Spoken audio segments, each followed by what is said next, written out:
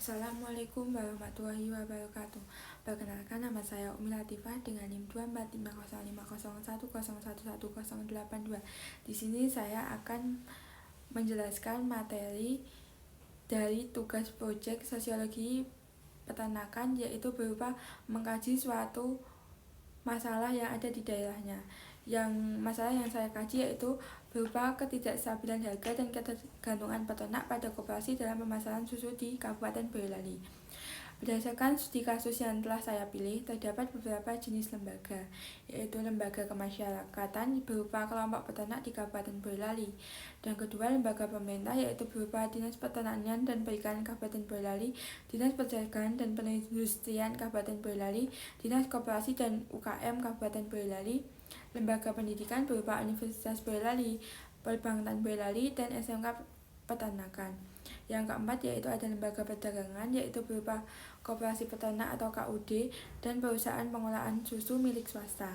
Fungsi lembaga yang ada di studi kasusnya yaitu 1. Pengendalian sosial, yaitu lembaga ini mengatur dan mengawasi perilaku peternak dan pasar untuk memastikan harga yang adil dan mencegah penyalahgunaan. Yang kedua, pemenuhan kebutuhan dasar.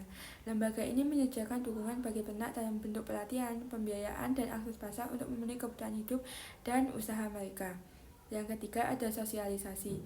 Lembaga ini menyebarkan informasi mengenai cara pengolahan peternakan yang efisien dan pentingnya kerjasama antara peternak, koperasi, dan pasar. Yang keempat, ada penyelesaian masalah. Lembaga ini berfungsi untuk mencari solusi praktis terhadap masalah ketidakstabilan harga dan ketergantungan pada koperasi dengan memberikan dukungan teknis, finansial, dan akses pasar. Ciri umum lembaga yang ada di studi kasus yaitu 1. Lembaga pemerintah, yaitu memiliki ciri-ciri tata kelakuannya, pengaturan kebijakan dan regulasi untuk sektor pertanian dan peternakan. Yang kedua, kekelangannya yaitu bagian dari struktur pemerintah daerah yang berkelanjutan. Tujuan dan fungsinya yaitu untuk meningkatkan kualitas dan keberlanjutan sektor peternakan melalui kebijakan dan bantuan teknis. Alat dan kelengkapannya berupa kantor, anggaran, SDM, dan lainnya. Tradisi tertulis atau tidak tertulisnya berupa prosedur administrasi yang tertulis dan budaya kerja pemerintah. Yang kedua, ada lembaga pendidikan.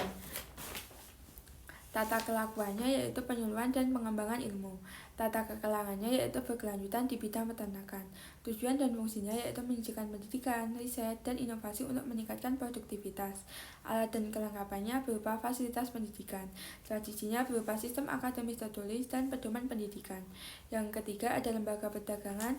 Tata kelakuannya yaitu pengaturan distribusi dan pasar untuk menjaga kestabilan harga.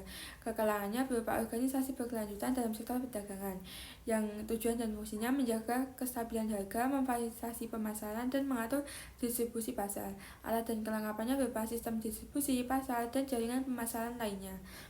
Tradisinya berupa prosedur distribusi, regulasi pasar, dan kebijakan perdagangan.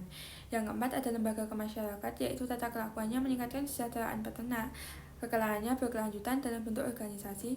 Tujuan dan fungsinya meningkatkan kesejahteraan. Alat dan kelengkapannya berupa jaringan anggota. Tradisinya berupa kerjasama dan pemberdayaan. Yaitu masalah utama dalam kasus permasalahan ini yaitu keterbatasan akses pasar, penerapan teknologi yang terbatas, efisiensi sistem pemasaran, pengurangan ketergantungan pada koperasi, akses modal, dan kekurangan edukasi tentang adanya UMKM. Yang kedua, ada kekuasaan dan wewenang. Dimensi kekuasaan ada 3, yaitu dari aspek pendidikan. Peternak seringkali kurang memiliki akses terhadap pendidikan tentang teknik peternakan modern, kewirausahaan, dan pemasaran mandiri. Hal ini menyebabkan keterbatasan pengetahuan dan pengelola harga dan mencari alternatif pemasaran yang lebih luas selain koperasi. Aspek ekonomi berupa koperasi memiliki kekuasaan ekonomi yang dominan, seringkali menjadi satu-satunya jalur pemasaran susu, sehingga peternak bergantung pada koperasi, fluktuasi harga, dan terbatasnya akses pasar pada modal dan bantuan ekonomi dapat memperparah situasi ini. Yang ketiga, ada aspek politik.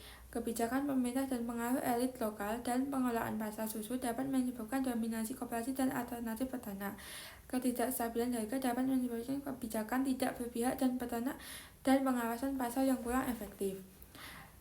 Saluran kekuasaan yaitu ada kekuasaan formal berupa pemerintah dan koperasi untuk mengatur pemasaran susu dan kebijakan dan penetapan harga dengan koperasi sebagai pengatur utama. Yang kedua, ada kekuasaan informal. Elit lokal dan jaringan peternak berperan melalui relasi sosial dan dukungan antar peternak, mempengaruhi negosiasi dan dinamika harga. Yang kedua, ada kekuasaan institusional, yaitu dinas peternakan dan institusi keuangan memberi pelatihan, dukungan teknis, dan pembiayaan untuk mengurangi ketergantungan peternak pada koperasi. Sumber-sumber kekuasaan yaitu ada pengetahuan. Keterbatasan pengetahuan membuat peternak sulit mandiri dan bergantung pada koperasi. Yang kedua ada institusional, yaitu pemerintah dan koperasi mengatur harga dan distribusi, memengaruhi posisi tawar-menawar. Finansial, yaitu akses ke pembiayaan membantu peternak mengurangi ketergantungan pada koperasi. Anggota dan pemimpin. Anggotanya berupa para peternak yang bergabung dengan koperasi untuk menjual susu mereka. Mereka juga bergantung pada koperasi sebagai pemasar utama. Yang kedua ada pemimpin, pengurus koperasi dan pemangku kebijakan yang menentukan harga, kebijakan, dan regulasi dalam pemasaran susu. Cara mempertahankan kekuasaan yaitu dalam pengetahuan, yaitu pelatihan dan penyuluhan, akses informasi. Dari aspek jaringan sosial yaitu dengan cara penguatan kolaborasi, advokasi, dan solidaritas. Dan kebijakan yaitu lobbying, kebijakan yang mendukung dan pengawasan dan regulasi. Kebijakan utama dalam studi kasus yaitu 1. Perizinan usaha. Persyaratan perizinan yang ketat sulit dipenuhi oleh peternak karena prosesnya yang kompleks dan mahal, sehingga mereka mengandalkan koperasi untuk menyetorkan susu secara resmi. Yang kedua ada pengendalian penyakit PMK dan LSD. Dalam situasi wabah yang sedang terjadi, peternak bergantung pada koperasi untuk memperoleh akses vaksin dan dukungan teknis agar dapat mengurangi dampak wabah pada ternak yang dapat merugikan hewan ternak. Yang ketiga ada distribusi pakan. Harga pakan yang tidak stabil menyebabkan koperasi berperan penting dalam pemberian pakan secara selektif dan harganya lebih terjangkau bahkan dengan pembayaran yang bertahap. Pengawasan produksi yaitu koperasi biasanya menyediakan fasilitas dan dukungan teknis agar produk UMKM dapat memenuhi standar pasar. Yang kelima ada impor susu, yaitu masuknya impor susu dengan harga yang lebih murah membuat peternak kesulitan bersaing. Koperasi dalam hal ini berperan dalam membantu menyalurkan produk susu lokal agar tetap memiliki pasar. Fakta lapangannya yaitu 1. Prosedur perizinannya yang cukup rumit, ketergantungan pada koperasi yang cukup tinggi, dan minimnya alternatif pasar.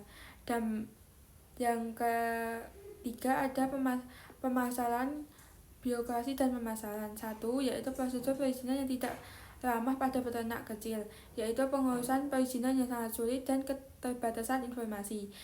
Yang kedua ada ketergantungan pada koperasi, yaitu berupa harga yang tidak stabil dan minimnya alternatif pasar. Yang ketiga ada lambatnya respon pemerintah terhadap masalah, yaitu pengembangan infrastruktur pasar dan kurangnya subsidi. Analisis pengaruh regulasi dan birokrasi berupa 1. Pengaruh terhadap produktivitas, 2. Pengaruh pada efisiensi, dan 3. Pengaruh terhadap daya saing. Peran dinas peternakan yaitu sebagai penguatan pasar dan stabilisasi harga. 4. Tahapan proses perubahan sosial yaitu ada adaptasi. Peternak mulai menyesuaikan diri dengan harga susu yang tidak stabil. Mereka bertahan dengan cara lama atau mencari alternatif baru untuk pemasaran. Yang ketiga ada faktor keberhasilan tergantung dengan penyesuaian diri dan penyelesaian sosial. Saluran perubahan yaitu ada poin 1. Koperasi sebagai saluran utama perubahan karena berkaitan dengan pemasaran. Yang kedua, jika koperasi tidak efektif, maka peternak bisa mencari opsi lain dengan cara bergabung dengan asosiasi perubahan pasar dan mengikuti kebijakan pemerintah. Yang ketiga ada desintegrasi, yaitu ketidakstabilan harga menyebabkan terpecahnya hubungan koperasi dan peternak. Dan norma dan sosial kerjasama yang mengatur tidak berlaku karena kehilangan rasa kepercayaan peternak terhadap penentuan harga.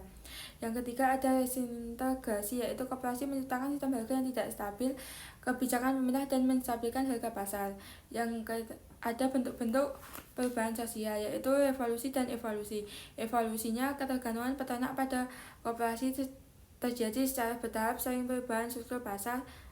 Revolusinya berupa ketidakpuasan harga memicu perubahan yang cepat seperti kebijakan pemerintah. 2. Pengaruh kecil dan besar. Pengaruh besar yaitu memperbaiki ekonomi lokal dan struktur koperasi. Pengaruh kecil yaitu mempengaruhi pola kerja peternak. 3. Dikendaki dan tidak dikendaki proses stabilisasi harga yang dirancang lembaga.